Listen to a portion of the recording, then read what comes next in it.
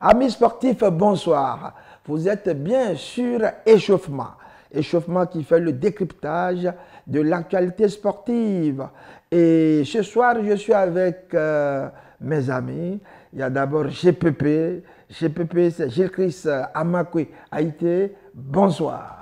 Bonsoir FSP, bonsoir à toutes et à tous. Éternel plaisir de vous accompagner sur ce programme. Et comme à l'accoutumée, on va faire le décryptage de toute l'actualité sportive. On est impatient de donner notre avis et surtout de faire découvrir l'actualité aux téléspectatrices et aux téléspectateurs. Gérard Yaobi Messavi, bonsoir. Bonsoir FSP, bonsoir amis téléspectateurs de One TV. Heureux de vous retrouver encore une fois ce soir. Et nous avons invité une brave dame, c'est notre consoeur Juliette Ezi. Juliette Ezi, bonsoir. Bonsoir FSP, bonsoir à tous les téléspectateurs. Tout le plaisir est pour moi d'être avec vous ce soir. Boxe, football, beach volleyball, tennis de table, eh bien tout le sport sera décrypté. Échauffement, c'est parti.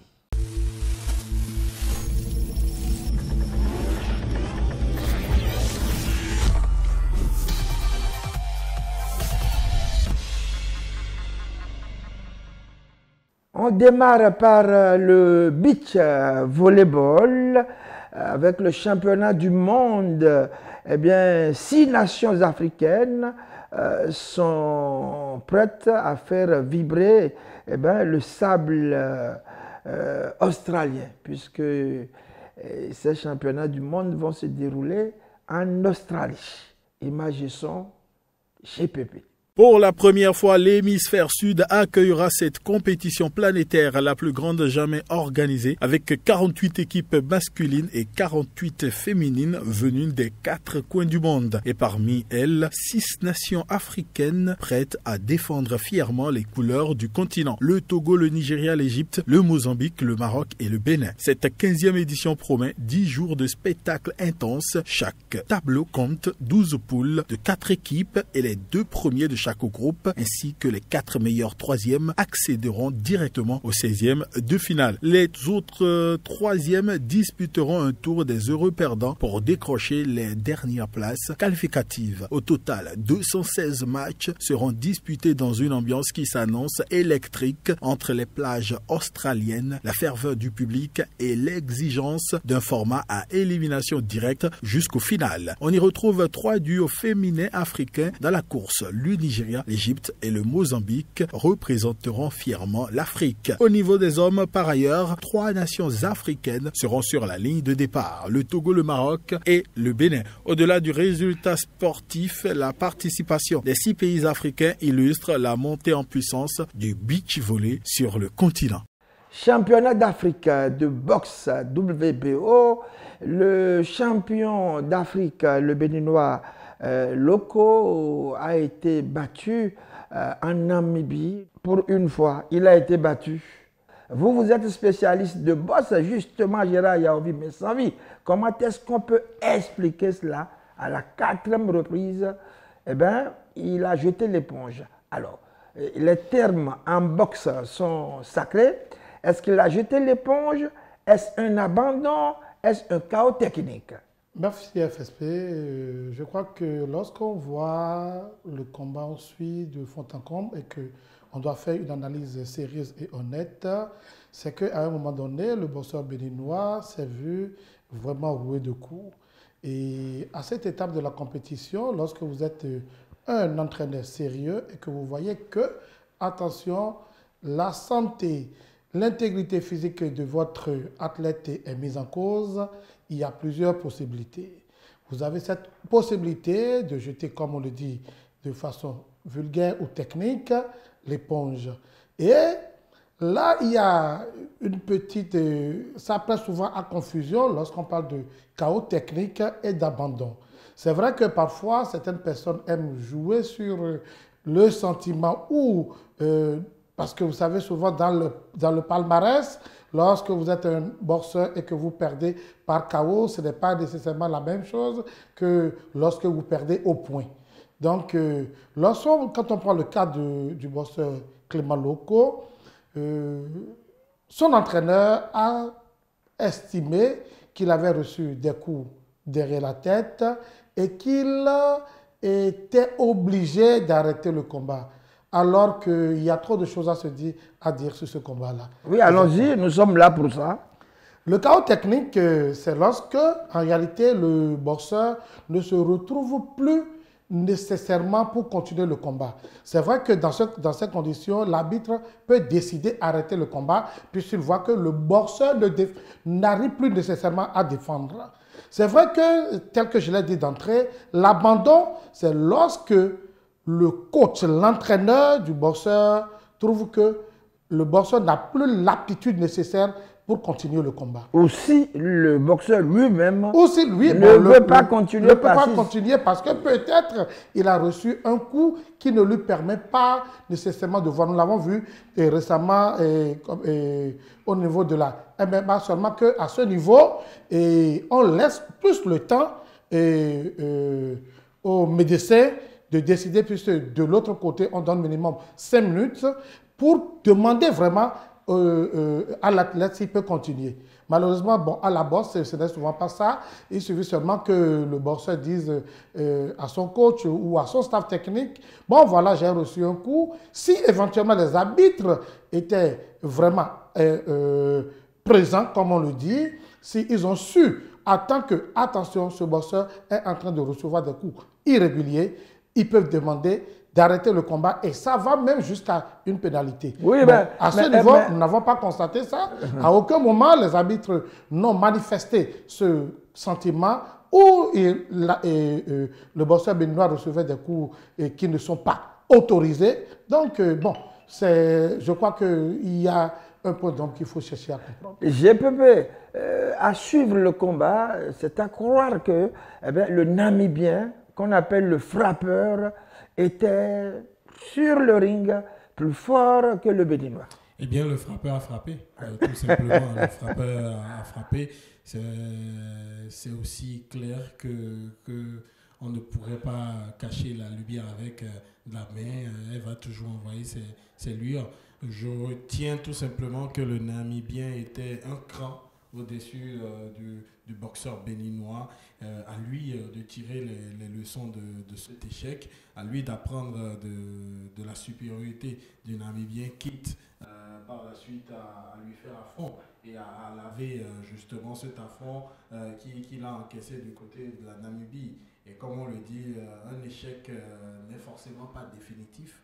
Si vous apprenez de vos erreurs, si vous vous levez très tôt pour pouvoir vous armer de bien meilleurs arguments pour faire valoir vos qualités sur la scène. Et je pense que connaître un coup d'arrêt, ça ne va pas lui faire du mal.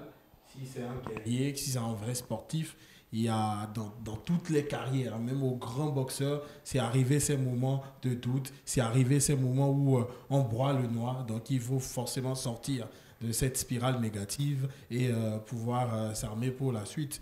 Perdre, ce n'est pas perdre la face ou perdre totalement sa carrière, mais c'est juste avoir l'humilité nécessaire de reconnaître qu'on est tombé sur plus fort ou qu'on ne s'est pas véritablement préparé pour cette échéance-là. Donc ça n'enlève à rien les qualités de Clément Loko, et en face, le frappeur était vraiment fort. Et il a véritablement frappé. Alors, Juliette Ezi, c'est vrai, le frappeur était fort, plus fort. Clément Loko est retourné à ses chères études pour se forger des muscles encore plus solides. Et c'est tout le bien qu'on peut lui souhaiter. Oui, c'est tout le bien qu'on peut lui souhaiter. Comme vient de le dire mon confrère, il a rencontré plus fort sur son chemin. Parce que quand vous prenez le Namibien Mathéus Reta, il a 15 victoires en son actif avec 9 KO, une seule défaite. C'est vrai que quand vous prenez Loko, sur le plan africain, il a été consécutivement 3 fois champion d'Afrique en 2019, 2021 et 2024. Mais cette fois-ci, il a courbé l'échine et c'est une leçon. Ça fait partie des résultats en ce qui concerne la boxe. Et quand vous prenez sur le plan béninois, il a été 6 fois en ce qui concerne la boxe amateur, 6 fois champion du Bénin. Donc c'est un joueur qui a un bon palmarès, mais le travail reste à faire. Non, Alors, Péripé, je voudrais d'abord rapidement rebondir sur un aspect. Je ne vois pas la chose dans le même angle que mon confrère et ma consoeur, mais je crois qu'il faut aller au-delà. Clément Loko, je dis, il fait partie d'ailleurs des meilleurs boxeurs du côté du Bénin. Et moi, j'ai eu la chance de le suivre à plusieurs reprises et je sais qu'il est très bon. C'est vrai que dans ce combat, à un moment donné, ce n'était pas trop ce qu'on attendait de lui, mais il faut reconnaître que les 2 premières reprises, si on doit faire une analyse technique, étaient bien sûr à son avantage. Seulement, le premier round seulement. C'est le premier seulement. Peut-être, moi, je pourrais même aller jusqu'à dire que c'est ce qui a fait douter un moment le Namibien, qui peut-être, si je reviens sur les propos du coach, lui a porté peut-être les coups derrière la tête pour le diminuer à un moment donné. Maintenant, sur le combat, c'est vrai qu'il y a trop de choses à dire, mais le comportement de Clément, je crois qu'il s'est très bien comporté. Et si peut-être ça aurait été ses coups qu'il aurait reçus, je prends encore ça au conditionnel parce que lorsque j'analyse, je n'ai pas vu ces coups qu'il a reçus. Moi j'en ai vu quelques-uns. Non, quand je parle de coups derrière la tête. Oui. Mais lui aussi en a donné. Hein. Il en a donné, c'est pour ça que je dis c'est un très bon combattant. Voilà. Je ne suis pas trop d'avis il n'a pas trouvé plus fort que lui. Moi, peut-être que, ils ont déclaré arrêter le combat de façon technique. Quand vous dites finalement qu'il n'a pas trouvé plus fort que lui, qui s'en est sorti gagnant? Oui, l'autre s'en est sorti gagnant simplement. Alors qui a été le plus fort sur ce combat? Il y a eu un abandon. Sur ce combat, pour ce que vous avez vu... un abandon, ce n'est pas un chaos technique. Bon, si nous allons aller dans les fonds, si on va dans les fonds, pour moi, c'est un chaos technique. Qui a été le plus fort sur ce combat alors, finalement? Puisque le combat n'est pas allé à terme. Le chaos technique. Le palmarès, écoutez, je vais vous dire, parce qu'il y a beaucoup plus de thèmes techniques. C'est vrai, techniquement, le Namibien a remporté. Mais je dis, dans un combat, il y a beaucoup de choses qui se passent que nous ne savons pas. Mais il faut profiter des faiblesses de l'autre. Non, lorsqu'on parle de faiblesse, ce n'est pas lorsque vous portez des coups qui doivent agir sur l'intégrité physique de votre adversaire. Non. Lorsque vous allez au combat, c'est pour ça qu'il faut aller. Les combats doivent se faire de façon très franche, où vous acceptez, encaisser, donner. Mais lorsque vous commencez par tricher, lorsqu'il y a de la tricherie dans les combats, ce n'est plus normal. Mais là, nous avons vu quand même que le Namibien était vraiment le plus fort. Il n'a pas démérité, je peux dire qu'il est pas mal. D'ailleurs, ce n'est pas pour rien qu'on l'appelle le frappeur. Le Namibien ou le Béninois? Que ce soit les deux, parce que le Béninois aussi est fort. Soyez clair. Le Béninois est très bon. Mais il faut dire que le Namibien a plus d'expérience que Clément Loko. Parce que quand vous prenez son palmarès, par exemple, il a 15 victoires, 9 au KO.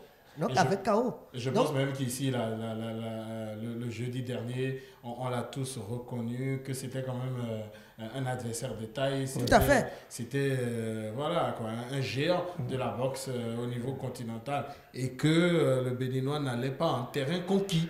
Et cela s'est prouvé. Donc dire qu'il a rencontré plus fort ne veut pas faire de lui un faible. Voilà.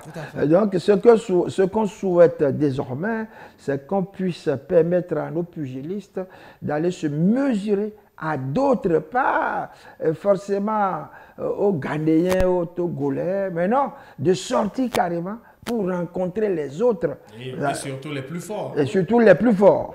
Franchement, Reta, c'est bien Reta, hein? C'est Reta. C'est Reta, Mathéus Reta. On dirait quand on dit Reta, c'est à croire qu'il est de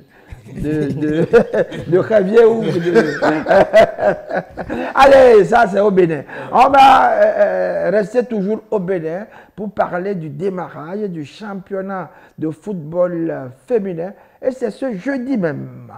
Reportage GPP. Le championnat sera joué en 2 groupes A et B et débutera le 22 novembre 2025. Une organisation qui promet une saison riche en suspense et en émotion pour les passionnés de football féminin. Pour lancer cette nouvelle saison, AS Samneli, tenant du titre, sera opposé à Inovi FC, champion de la saison 2023-2024. Ce sera le dimanche 23 novembre 2025 au stade d'Adjoun. Une rencontre très attendue qui donnera le temps des semaines à venir. Les équipes peaufinent leur stratégie et sont s'entraînent intensément afin de bien démarrer la saison et viser les premières places du classement. Au Bénin, le gouvernement accorde beaucoup d'importance au championnat féminin.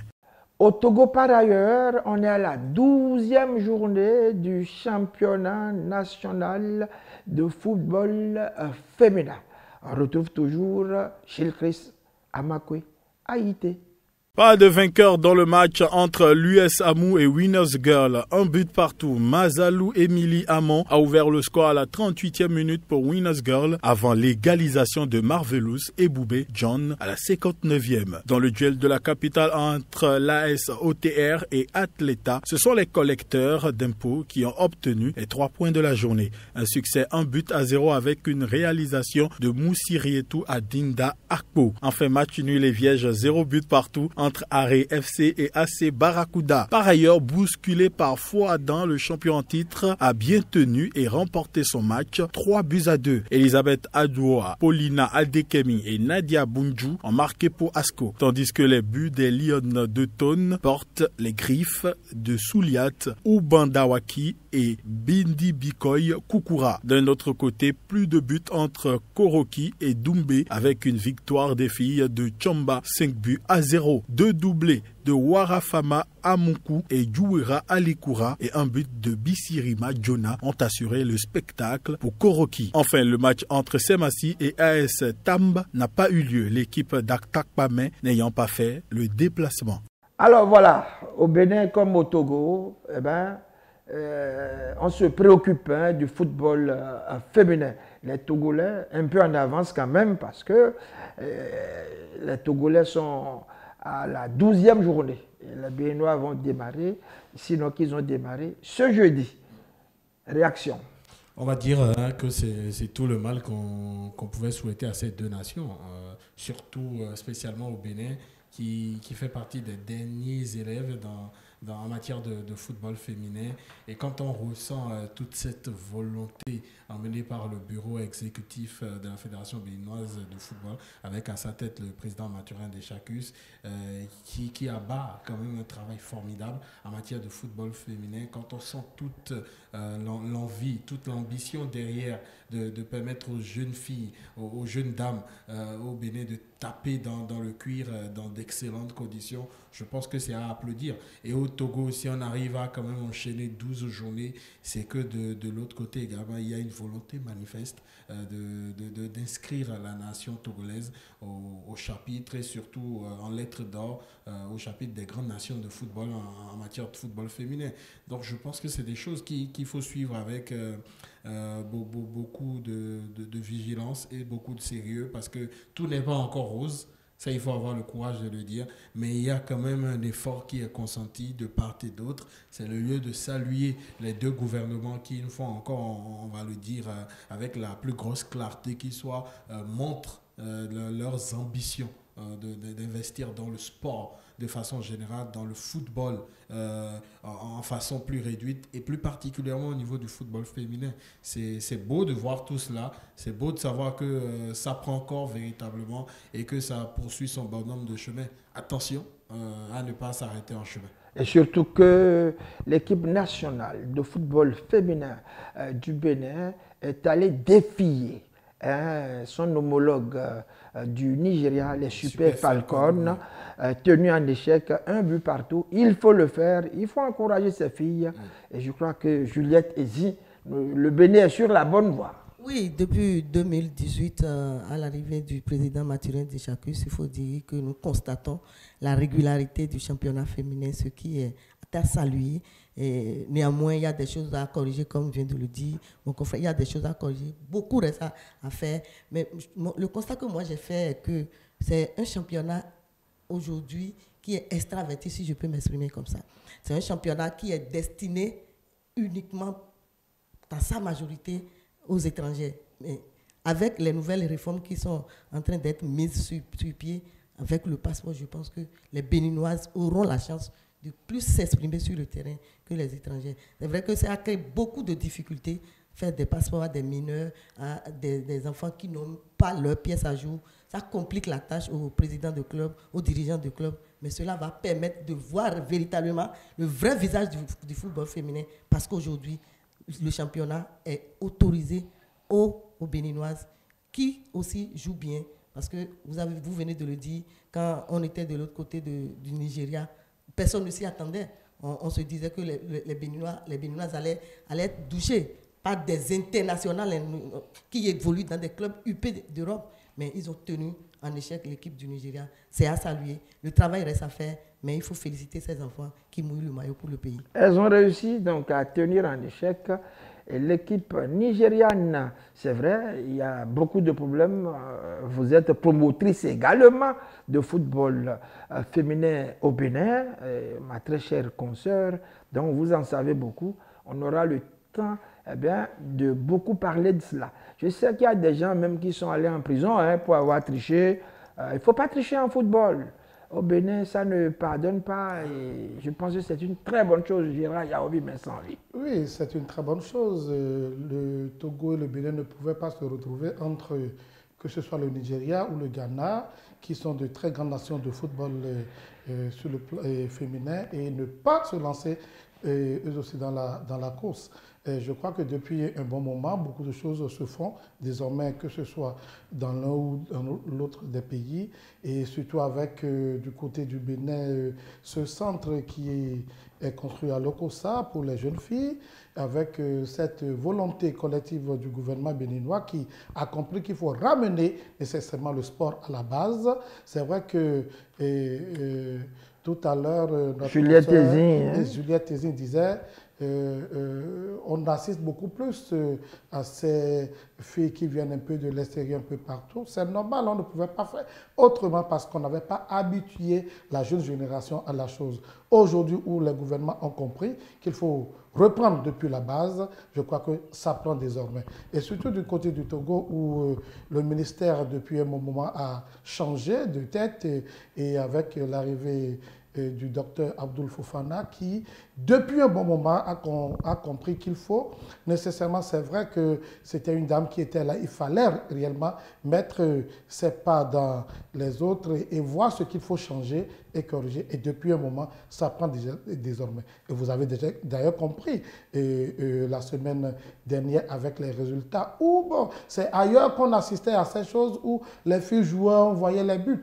Je crois qu'il est important qu'elles ne se découragent pas, qu'elles ne voient pas le nombre de buts. Aujourd'hui, nous voyons des scores de 5-0, 7-0. Ça se passe aussi ailleurs, mes chères sœurs. Ça se passe ailleurs, où nous avons assisté, pas plus tard qu'il y a quelques semaines, où une équipe a reçu, je ne veux pas nommer ça, 7 buts. 7 buts, mais qui finalement a été encore repêché.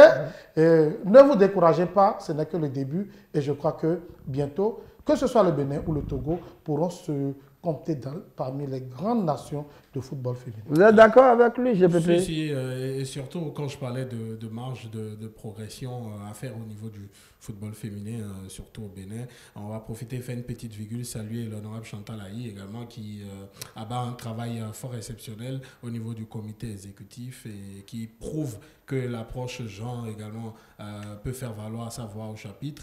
Et parler de marge de progression, c'est le travail également qui est fait aujourd'hui au niveau de la mentalité des parents, parce que ce n'était pas dans leur habitude, ce n'était pas de notoriété publique de voir une jeune dame ou une jeune fille aller taper dans le cuir. Ce n'était pas dans la façon de faire ou de voir des gens spécialement au Bénin. Et donc aujourd'hui, arriver à sortir de ces clichés, arriver à battre ces anciens paradigmes pour construire les nouveaux, c'est essentiel. Et il y a également beaucoup de choses à faire au niveau de l'attitude, du comportement, de la vision globale. Mais le plus important, comme on l'a dit, c'est la volonté manifeste déjà au niveau de l'État central de vouloir impulser cette dynamique et qui est en train de prendre corps. Quitte maintenant aux acteurs à ne pas tirer une balle ou une flèche dans les ailes de ce magnifique oiseau qui a pris son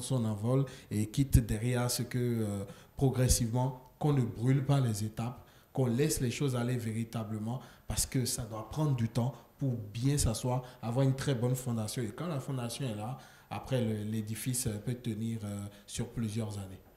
Allez, nous allons prendre nos raquettes pour jouer au tennis de table. Et justement, il y a eu l'Open, Temple du Son, c'est à Togoudou, c'est au Bénin. Et plusieurs pays étaient présents, à savoir le Togo, le Ghana, le Nigeria, le Niger, le Bénin.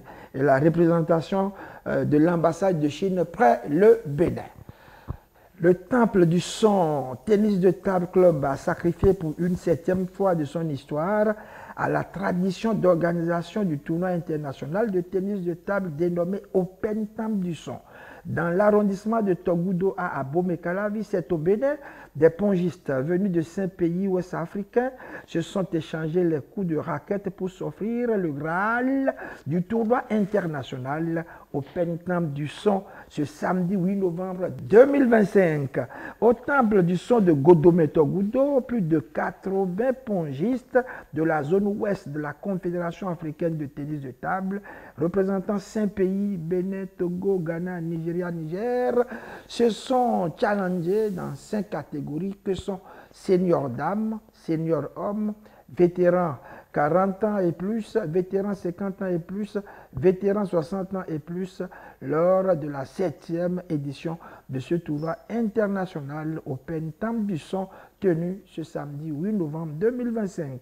Le brassage entre les pongistes de la sous-région, objectif principal de la création de ce tournoi, a été au rendez-vous et salué par la présidente Laure Lima, promotrice du dit tournoi.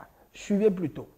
Monsieur le Président de la Fédération béninoise de tennis de table, professeur Francis Dossou, Monsieur le Directeur du Centre culturel chinois, Monsieur Quan Ling, Mesdames et Messieurs les responsables des différentes délégations, à savoir le Togo, le Ghana, le Nigeria, le Niger, le Bénin et la Chine.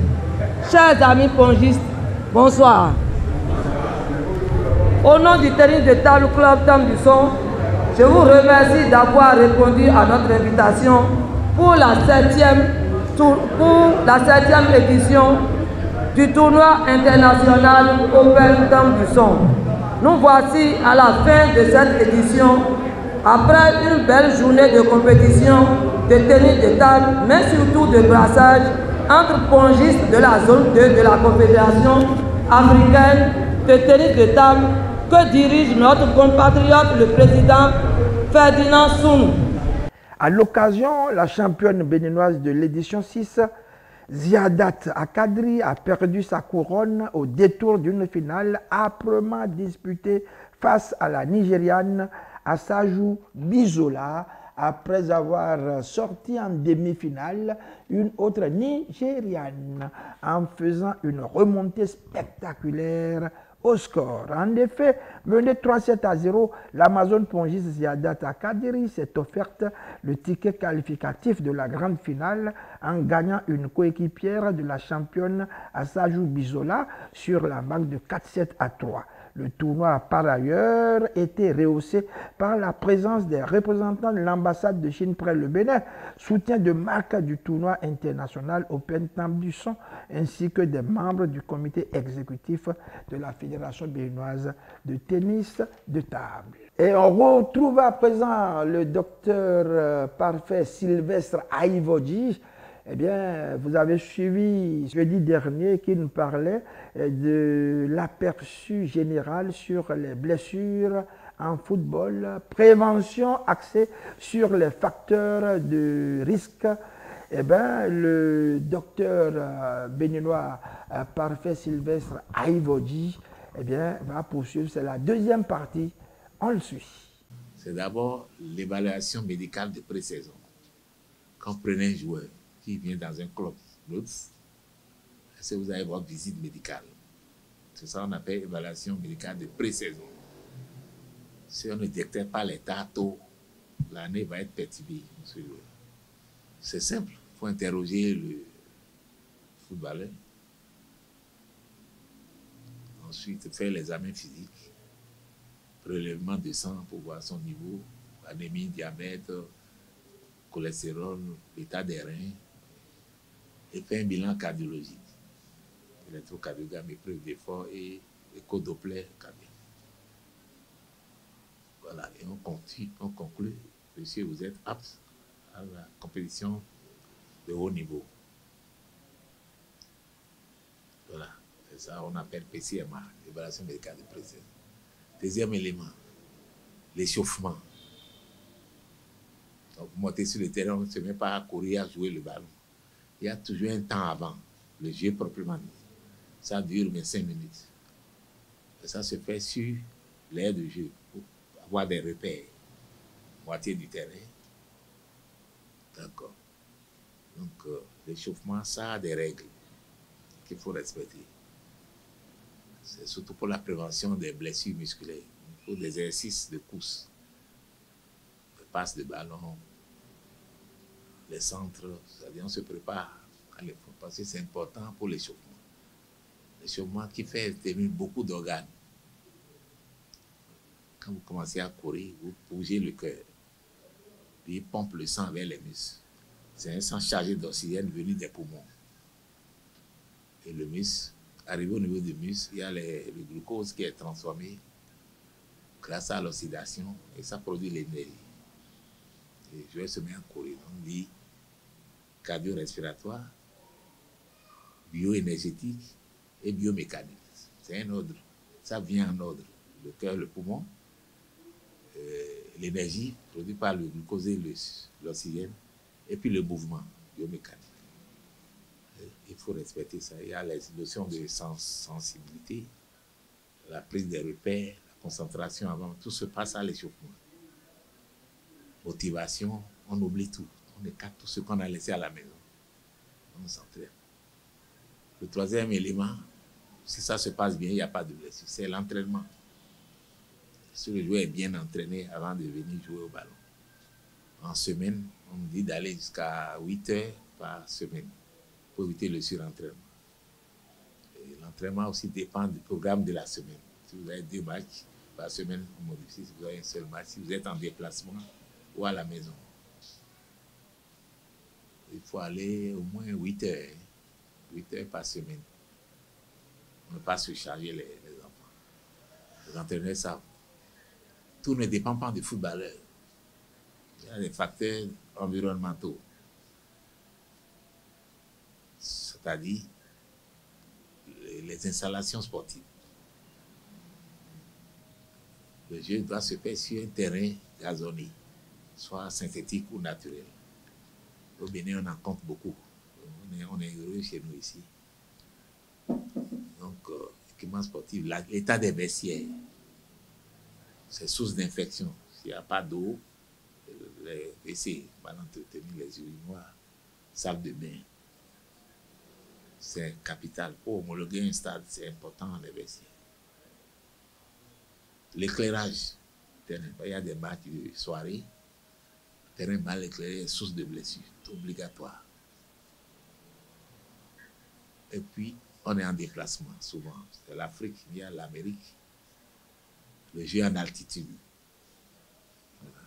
Plus on monte en altitude, l'oxygène devient rare. Il faut avoir beaucoup de globules rouges pour pouvoir s'adapter. Les matchs au haut niveau, plus de 800 mètres, sont des sources de blessures. Sauf s'il faut aller 5 à 8 jours avant pour s'adapter. Ce n'est pas facile de gagner en Éthiopie, au Rwanda, au Chili, Bolivie. C'est le plus haut sommet, ça arrive à 4000 mètres. Là, ils ont gagné tous les matchs, Coupe du Monde. Là, ils ont perdu toutes les séries aussi. Voilà. Donc, l'attitude, il y a autre chose encore. Voilà. Le climat. Le climat. Devant les intempéries. Climat orageux, pluvieux, avec vent. On arrête le jeu. Les périodes d'enneigement, l'hiver, le terrain est complètement enneigé, visibilité possible, c'est sous de blessures, on ne peut pas jouer. Voilà, facteurs propres au joueur et les facteurs liés à son environnement. Si on respecte tous ces éléments-là, on fera un football propre, sans blessure. C'est la lutte de la FIFA, de la CAF tous les jours. Il faut former ses médecins propres à lui. Un médecin de natation ne vient pas faire du football ici. Mais, comment vous appelez ça? Athlétisme. Le football, c'est médecin, c'est des chasses gardées pour la CAF. C'est eux-mêmes qui forment. Ils délivrent des attestations. Le recyclage continue. Eh bien, merci, docteur Parvez Sylvestre Yivodji du côté du Bénin. Je précise qu'il est médecin de formation. Il est officier média Covid de la CAF, le chef de la clinique principale du littoral à PK3 à Cotonou, c'est au Bénin, et puis également formateur à la direction technique nationale de la Fédération béninoise de football, médecin dans le staff technique du ASPAC Football Club. Eh bien, nous lui disons merci. Et sans transition, nous allons parler de la 27e CAN senior, eh bien, de handball. Et ce serait au Rwanda, plus précisément à Kigali. Allez, chez Pépé Reportage. C'est désormais officiel, la Confédération africaine de handball confirme que la cérémonie officielle du tirage au sort de la 27e Coupe d'Afrique des Nations seniors hommes se tiendra le vendredi 14 novembre 2025 à 15h, heure locale, à l'Amahoro Stadium de Kigali au Rwanda, pays hôte de la compétition. Cet événement majeur marquera une étape décisive dans la préparation de cette nouvelle édition qui réunira les meilleures sélections du continent du 21 au 31 janvier 2026. Précise la Confédération africaine de handball. Les nations confirmées pour cette phase finale seront réparties en 4 niveaux selon le classement continental. Niveau 1, Égypte, Algérie, Tunisie, Cap-Vert. Niveau 2, Guinée, Maroc, Angola, Nigeria. Niveau 3, Cameroun, Gabon, Congo, Rwanda. Niveau 4, Bénin, Kenya, Zambie, Ouganda. Le tirage au sort de Rwanda 2026 s'annonce comme un moment fort en prélude à une compétition prometteuse où se mêleront ambition, talent et passion du handball africain. A précisé que la Confédération africaine de handball est dirigée par le Béninois Manzourou Aremou.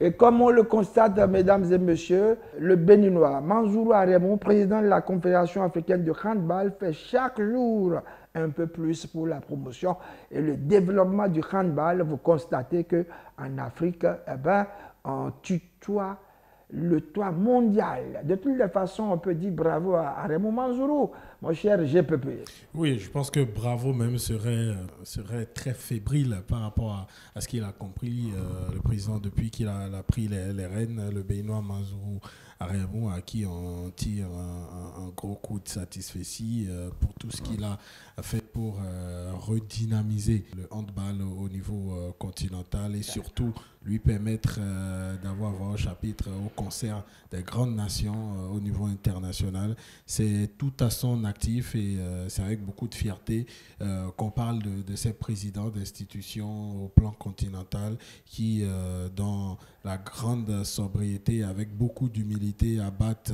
des travaux exceptionnels. C'est pour dire que nous sommes très heureux de ce qui est fait du côté de la Confédération africaine de handball et beaucoup de fierté de savoir que de tels hommes, de grands hommes sont toujours aux manettes du sport africain et vivement que cela continue. Nous lui souhaitons long et vieux jours pour que même après ses fonctions à la tête de la Confédération africaine de handball, qu'il continue pas être la bibliothèque auprès de laquelle les jeunes ou ceux qui vont lui emboîter les pas iront prendre de sages et bons conseils afin que le handball africain puisse, comme vous l'avez dit, continuer par tutoyer les sommets au plan mondial. Alors, Juliette Tézine, on peut dire que c'est un diplodocus, hein, Manzourou Aremou. Tout à fait, Manzourou Aremou, moi je le connais il y a des années, puisqu'il a été président de Espoir de Parakou, où j'ai joué dans les années 90. C'est un homme qui a de l'humilité, c'est un homme qui a de l'intégrité. Et quand il s'agit du travail, il s'y met. Et voilà les résultats que nous avons. En matière de handball africain, quand on parlait de handball africain, on parlait de l'Angola, de l'Égypte. Mais aujourd'hui, on parle du Bénin. Cela voudra dire qu'il y a du travail qui se fait au niveau de la Fédération béninoise de handball, où il a dirigé pendant quelques années avant d'être du côté de la Confédération. Donc, ce monsieur, il a son nom déjà gravé au niveau du handball mondial et on ne peut que souhaiter que ce travail puisse continuer afin que nous puissions aller plus loin au niveau du plan mondial. Ce qu'il faut aussi retenir, c'est que Mansoura Remou et la Confédération africaine de handball tiennent à jour leur cahier de charges. Les compétitions sont régulièrement organisées, les chefs d'État sont visités et tout le monde l'applaudit. Ah, Gérard Yaoui, mes amis. Ah oui, vous savez, lorsque vous faites bien, c'est toujours avec plaisir qu'on le dit. Et qui ne veut pas voir quelqu'un de sa famille ou un proche à lui réussir dans la vie? Je crois que Mansour le fait tellement bien qu'aujourd'hui, même les mots manquent pour le qualifier d'ailleurs. C'est vrai, sous nos cieux, nous voulons toujours voir nos frères, nos aînés, ou les responsables, que ce soit responsables de club, que ce soit responsables d'institutions, tellement réussir pour que vraiment nous puissions vendre l'image de nos pays aussi chers sur le plan international. Allez, sans transition, on va parler de la CAN 2025, mais plutôt du ballon officiel qui a été dévoilé lundi dernier, GPP. Images et son. Le compte à rebours est lancé à un peu plus d'un mois de la grande messe de football africain. Puma vient de présenter Itri, le ballon officiel du tournoi. Itri signifie étoile en amazigh, un dialecte parlé en Afrique du Nord, plus précisément au Maroc. Il s'inspire de l'art marocain du Zelidji. Le design mêle des motifs géométriques rouges et verts. C'est un hommage au Maroc, pays hôte de la compétition. Le résultat fait un joli clin d'œil au patrimoine culturel marocain. Sur l'aspect technique, le ballon de la prochaine CAN Maroc 2025 a été conçu avec la technologie Orbita 6. Cette technologie est déjà utilisée dans plusieurs championnats européens. Cette dernière combine des panneaux thermocollés et une surface texturée pour optimiser précision, stabilité et légèreté du ballon. Les amoureux du cuiron africain auront l'occasion de découvrir ce chef-d'œuvre à partir du 21 décembre prochain, date du coup d'envoi de la 35e édition de la Coupe d'Afrique des Nations. Allez, maintenant, nos correspondants.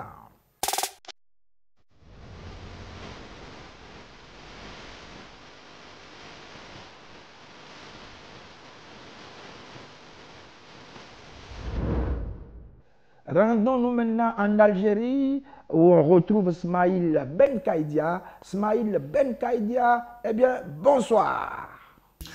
Bonsoir FSP. Tout un peu perturbé par cet envoi parce qu'il y a une nouvelle très mauvaise pour l'équipe nationale. Alors je vais m'expliquer. La nouvelle est tombée tel un coup près. Youssef Blaili, le magicien, l'enfant d'Oran, celui qui a enflammé les fans algériens et puis surtout les supporters, et ne sera pas du voyage en Coupe d'Afrique des Nations ni en Coupe arabe.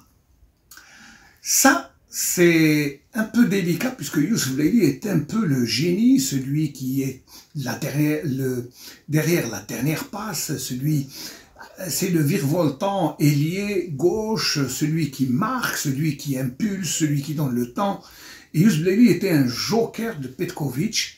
Il ne l'a pas appelé pour les deux confrontations amicales que sont l'Arabie Saoudite et le Zimbabwe, les 13 et 18, mais là n'est pas la question. C'est que Youssef Blaili a été victime d'une blessure, ligament croisé, ça veut dire qu'il en a à peu près pour 5-6 mois avant de revenir à son meilleur niveau.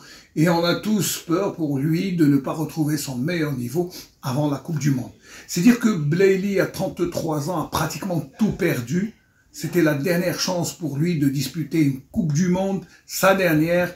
Finalement, il ne sera pas du voyage. Et là, c'est une grande déception. Non pas seulement pour Youssef Blaili, mais pour les supporters de l'équipe nationale qui d'ailleurs se demandaient pourquoi Petkovic n'avait pas fait appel à lui. Mais bon, c'était des choix stratégiques. Il laissait reposer des joueurs qui allaient être rappelés par Bouguera pour aller en Coupe arabe. Donc, en Coupe arabe des Nations, bien sûr. Alors, c'est vrai que c'est un peu perturbant et l'actualité tient le haut du pavé avec cette blessure de Youssef Blaili. Juste pour rappel que le staff technique de l'équipe nationale a été renforcé par Nani, qui est l'entraîneur des gardiens de but. C'est vrai que l'équipe nationale souffre un peu, elle n'a pas un bon portier, elle cherche à élever le niveau. Bon, l'ancien entraîneur de l'AS Rome, celui qui a travaillé avec Luis Enrique, Rianetti, beaucoup de grands entraîneurs, vient ici en Algérie pour renforcer le staff technique et surtout essayer d'améliorer, de trouver le gardien numéro 1 que l'équipe nationale n'a pas trouvé depuis la retraite internationale de Mboulhi. Et oui, le Raïs nous manque, Raïs Mboulhi, mais il manque aussi à l'équipe nationale. Je vous laisse un peu de mystère, puisque la semaine prochaine, on va essayer de revenir sur cette double confrontation, mais aussi sur la liste que choisira Bougara pour aller disputer la Coupe arabe qui sera disputée au Qatar à partir du 18 décembre. Voilà, j'espère que j'aurai été complet. Je vous salue à partir de l'Algérie, de Constantine. Mon grand respect pour le doyen, mon ami FSP, votre serviteur, Smaïl Mankaïdi, à partir de l'Algérie. Nous allons à présent nous arrêter au pays de la Teranga, au Sénégal. Au Sénégal où nous retrouvons Hassan Ndiaga Diop. Bonsoir. Bonsoir, Pépé Félix. Ici au Sénégal, l'actualité sportive a été dominée par la deuxième journée du championnat national du Sénégal. Cité FC et les Ouakam ont obtenu des résultats très importants. Ce n'est pas le cas pour le Diable de Dakar qui a encore trébuché face à Ouakam 1-0. Quant à Sonacos, elle vient d'obtenir sa première victoire face à Walida, 2-1. Loin de sa base, l'équipe nationale U17 qui participe à la Coupe du Monde Qatar 2025 a fait bonne figure au premier tour. Il a obtenu, comme vous le savez, 2 victoires et 1 nul, et prenant ainsi la tête du classement, qualifié pour les 16e de finale. Félix Pépéripé, certainement vous l'avez su, le Sénégal va rencontrer en match amical samedi prochain son homologue du Brésil à Londres, au stade Émiré de Londres. Comme vous le savez, les Lions de la Teranga ne seront pas dépaysés car ayant plusieurs joueurs qui évoluent dans le championnat anglais. On peut citer Ismaël Sarr, Gana Gueye, Habib Diarra, Nicolas Gasson et le virevoltant Liman Ndiaye qui a éprouvé vraiment sa classe partout dans le terrain d'anglais. C'était Hassan Diagadio depuis Dakar pour One TV. Arrêt sur image.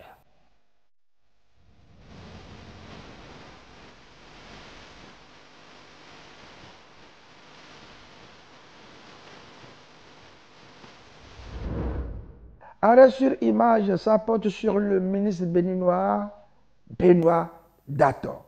Eh bien, s'il est un secteur où les résultats sont tangibles, visibles et incontestables, c'est bien celui des sports. Sous la houlette du ministre Benoît Dator, le sport béninois a connu une transformation profonde, structurante et unanimement saluée. Un ministère redynamisé comme jamais, une révolution dans les infrastructures, académies, centres et modernisation. Une participation historique à des phases finales, des subventions régulières, un mécanisme transparent et contrôlé, un climat de confiance avec les acteurs du sport, un environnement serein qui favorise la performance, une vision claire, le sport comme levier social et économique, un bilan qui s'impose, même les détracteurs s'inclinent, un héritage et un modèle. Qui dit mieux, mon cher GPP? Je pense que c'est tellement bien dit que si on doit rajouter une chose, c'est de dire bravo à ce ministre qui est en train de déjouer tous les pronostics. C'est vrai que quand il prenait les rênes de ce portefeuille ministériel, on ne s'attendait pas à avoir cette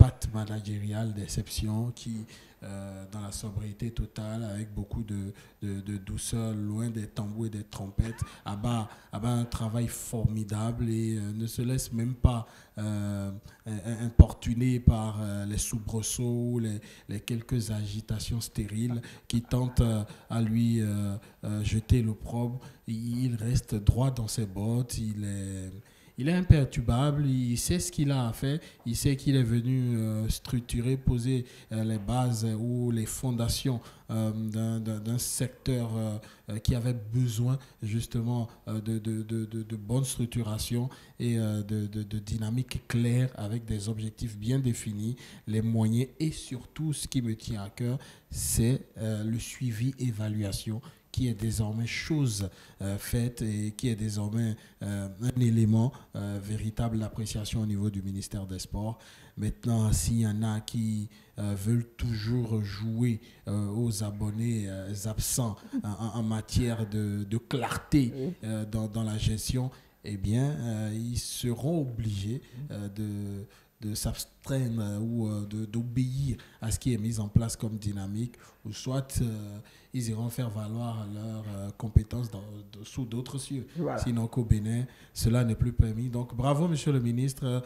On espère qu'avec toute la volonté, la fougue pas affichée que vous avez, la fougue muette que vous avez, vous allez continuer par entreprendre cette thérapie qui est en train d'avoir des résultats évidents et que derrière, vous allez continuer par fermer les oreilles et faire votre travail. Merci.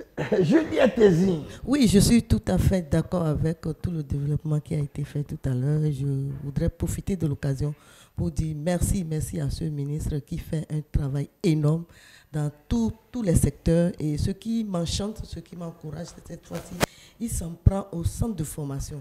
Les centres de formation qui sont les viviers du football et dans tout pays.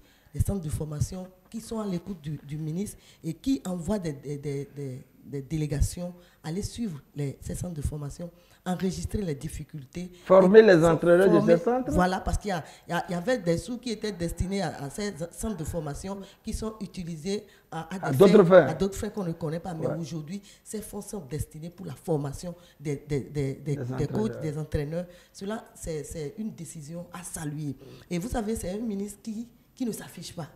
Dans la douceur, dans le calme, il agit et les résultats sont là. On peut que lui dire merci et que cela puisse continuer. S'il pouvait revenir, s'il pouvait rester jusqu'à un moment où tout sera clair pour que nous puissions réellement voir les centres de formation qui ne sont pas des chambres à coucher, les centres de formation qui répondent réellement aux normes. Moi, je pense que c'est un travail à saluer. Allez, Gérard Yaobi Messambi. Que puis-je dire qui n'a pas été dit? Je crois que mes prédécesseurs ont tout dit. Et on dit souvent chez nous, la valeur de l'homme n'atteint pas le nombre d'années. Jeune qu'il soit, malgré son âge, il a su imposer une certaine rigueur dans le travail bien fait, comme le dit souvent un de mes pépés. Et je puis dire aussi que c'est une erreur de penser qu'il faut nécessairement être sportif avant de développer le sport. Ben, il est sportif, il a joué, hein? Il a joué au football. Je sais de quoi je parle. Laissez-moi finir. Le ministre Benoît Dato du côté c'est un manager au pair. Du Bénin, n'en déplaise aux oiseaux de mauvais augure. A prouvé à suffisance, comme vous le dites, qu'il est un manager au pair. Et nous avons besoin des personnes de ce genre à la tête de nos institutions. Nous avons besoin de ce genre de personnes afin que nos pays se développent. Parce que tout ceci, et je crois d'ailleurs que sur le plan international, tout le monde sait d'ailleurs que le sport a un vivier de développement. Et grâce au sport, le Bénin, je parle du Bénin, est vu sur le plan international. Le drapeau du Bénin est hissé un peu partout. D'ailleurs, tout à l'heure, vous venez de le dire, le Bénin a ses athlètes qui vont se promener, pas se promener, mais fouler les sables du côté de rappelez-moi, lorsqu'on parle du volleyball, le Togo Adélaïde, également, hein? d'Adélaïde. Donc, c'est pour dire que vraiment, depuis un bon moment, il faut simplement dire, si on était sur le gazon, on allait se lever pour faire un standing ovation pour ce ministre. Bravo, monsieur le ministre, pour ce que vous faites. Et j'espère bien sûr que d'autres vous emboîteront le pas. Que vous soyez sur le gazon, dans la piscine, sur les rings, partout, on ne peut s'empêcher de lui faire un standing ovation. Bon, alors, on y va alors. On ne peut pas se lever, nous sommes en studio. Voilà. Un standing ovation, lui dresser même le tapis rouge pour dire que franchement, au départ, il y avait beaucoup de critiques, on avait beaucoup d'attentes et il ne s'est pas laissé perturber par cela. Au contraire, ça prouve à suffisance qu'il avait un plan, qu'il avait un projet, une ambition. Il doit défendre son nom. C'est Dato, le Dato de Diakotobé, c'est au Bénin. C'est une grande famille. Eh bien, on lui dit merci, on lui souhaite le meilleur. Coup de cœur, coup de gueule. Allez, Gérard Yaobi, mais sans vie. Aujourd'hui, mon coup de cœur va directement en Côte d'Ivoire et revient ici à Lomé. Ces pays qui ont compris que nous sommes tous des Africains, qu'il faut accepter les autres qui, à un moment donné, ça ne va pas. Merci, que ce soit la Côte d'Ivoire et au Togo, d'avoir accepté que les matchs du Bénin se jouent dans leur pays, et que vraiment cette fraternité puisse vraiment continuer par résister. Mon coup de gueule, c'est carrément l'antipode de ce que je viens de dire. C'est certains pays qui croient que tout est vers chez eux et qu'eux, ils sont les maîtres du monde, qui ont oublié qu'après tout, nous sommes tous des Africains. Si nous voulons nous faire respecter à l'international, ça commence par une fraternité. Attention, il n'est jamais. Celui qui aujourd'hui n'a pas peut se retrouver en position de force demain. Merci à vous, FSP. GPP, coup de cœur, coup de gueule. Mon coup de cœur va à l'endroit d'un diplodocus. On a parlé de lui dans cette émission. C'est le président de la Confédération africaine de handball, le président Aremou Manzourou, pour l'ensemble de ses œuvres de redynamisation du handball africain et surtout de valorisation de cette discipline à la couleur africaine sur le chiquier international. Et mon coup de gueule va tout droit au Bénin et va parler de la gestion des stades. Et c'est vrai qu'aujourd'hui, on est en train de vouloir redonner de nouvelles couches au stade, leur donner un nouveau visage. Mais attention, après les constructions, après les réhabilitations, il faut mettre au niveau de ces stades des personnes qualifiées.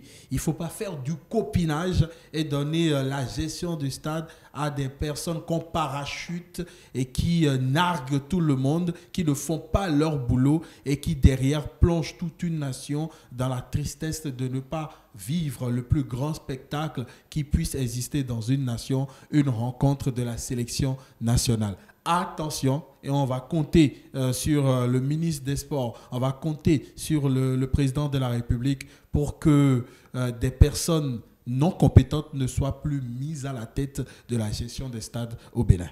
Juliette Ezi, coup de cœur, coup de gueule. Oui, mon coup de cœur va à l'endroit du ministre des Sports, on vient d'en parler, pour le travail qu'il a là-bas en ce qui concerne. Quel ministre des Sports? Nous sommes une télévision panafricaine. Le ministre des Sports, Benoît Dato. C'est au Togo, au Bénin, au Niger, Accra. Le ministre des Sports béninois, Benoît Dato, pour le travail qu'il a là-bas au sein de ce ministère et tous les agents qui travaillent au niveau du ministère et qui à chaque moment font en mission pour examiner les difficultés que travaillent les centres de formation et les résolutions à apporter pour que vraiment ces centres de formation qui répondent aux normes puissent être un vivier, que des formations dignes du nom soient données à ces enfants, les conditions dans lesquelles ces enfants doivent rester pour être de vrais académiciens. Je dis merci au ministre et que ce travail continue.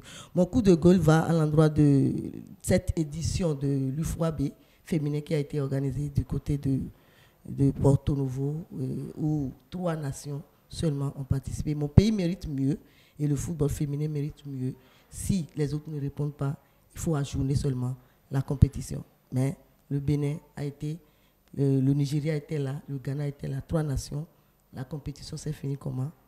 Ce n'est pas le résultat que cela a donné. Merci, félicitons le PPP. Allez, un message de compassion à l'endroit du président du Comité national olympique et sportif béninois, Julien Minavoa, qui a perdu son épouse, qui a été conduite à sa dernière demeure samedi dernier à Savalo. Monsieur le Président Julien Minavoa, beaucoup de courage. Je reste toujours au Bénin pour dire que pendant que Bruno Didavi, ancien secrétaire général de la Fédération béninoise de football, ancien vice-président de la Fédération béninoise de football, actuel membre du comité exécutif de cette fédération, a été inhumé. Eh bien, il y a une autre ancienne gloire qui s'en est allée, Nourou Bello. Nourou Bello. Nourou Bello. Pour ceux qui ont vécu ce temps, paix à leurs âmes. Et je crois que leur étoile continuera toujours de briller de mille feux dans tous nos cœurs. Nos condoléances aux familles éplorées, tout simplement, du côté du Bénin. Voilà.